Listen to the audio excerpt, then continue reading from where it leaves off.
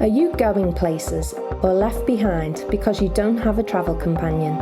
Listen to how you can travel more independently.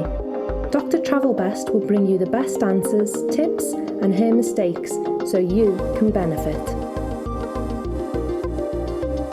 Welcome to Dr. Mary Travelbest's Independent Travel Guide. This is for women who travel, who want to travel, and especially for those who want to travel independently. What's on your bucket list? I'll help you get there. I'll respond to your travel questions as well as share my mistakes and missteps in travel because I've made just about every mistake. You don't have to. I wrote and published the world's first guide to independent travel with travel experiences to share. So you make your trip the very best, like Travelbest. In this episode, the FAQ is, what makes someone a good travel companion? The destination, Munich, Germany. My mistakes, fashion faux pas, and travel advice for avoiding extra fees for carry-on baggage. So the FAQ, in your experience, what makes someone a good travel companion? The answer is, my best travel companions have a sense of humor when things don't go the way we planned or we lose our way. Being resilient and making do with the circumstances goes a long way with another person on the road. Patience and curiosity are two great qualities to carry along too.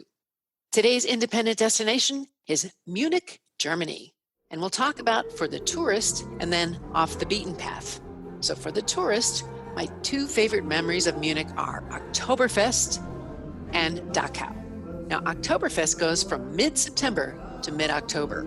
And the fest is also called Wiesen. And that's after Therese, who was one of the originals from a wedding party feast 2 centuries ago. That's a little known fact. Now the fest is 200-something years old, and they only have beer from Munich. There's 14 very large tents. The most famous tent is Schottenhau, because that's where the mayor taps the first keg, and the biggest one is the Hofbrau Fest Hall, and that seats almost 11,000 people. I mean, just picture that. If the season is not Oktoberfest, you can still have fun in Munich, believe me. You can go visit the Hofbrauhaus. It's right in downtown Munich, so you'll find that easily.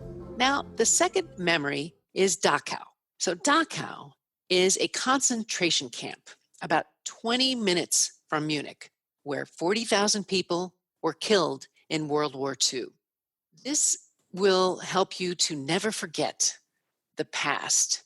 It kept ringing throughout my head and my heart as I walked through this former prison for unfortunate people from a war-torn country. Let's talk about the off the beaten path. Not far from Munich, you'll find an area of hills and mountains known as the Black Forest. It's got dense evergreen forests and picture-like villages, similar to maybe the Brothers Grimm fairy tales. It's known for its spas and cuckoo clocks. In the center of town, you might just be able to sit down and have a drink and do some people watching and enjoy that setting. Nearby cities are Stuttgart and Freiburg, and you'll see Gothic architecture and vineyards. A friend of mine that I met in New Zealand named Ulrich Gembart, who worked as a reporter for the BBC in Germany, took me around the area exploring the Black Forest where he had a second home. I found the area to be especially delightful and not so well known in the USA. So visit the Black Forest if you can. Today's mistakes. I have 2 fashion errors to report. The first was wearing brand new blue jeans in the pouring rain. My waist, backside, and legs all turned blue. That was a poor plan, and it took several days to get my skin normal. So wash your new jeans before you go out in the rain and become a blue person. And don't do what I did, wear new hiking boots on a long trip. Be sure you break them in for at least several weeks before you leave town if you're going to be doing a lot of walking. Now for my travel advice. The airlines want to charge you for extras these days. Here's a tip for you to avoid extra charges at the gate. If the airline makes you shrink down to only one bag and you've got two, stuff one bag into the other. If you need to, you can remove the items from the smaller bag and place them in the larger bag. Put things in your pockets if you need to, or add another layer of clothing to your outfit, and then reorganize once you get on the plane.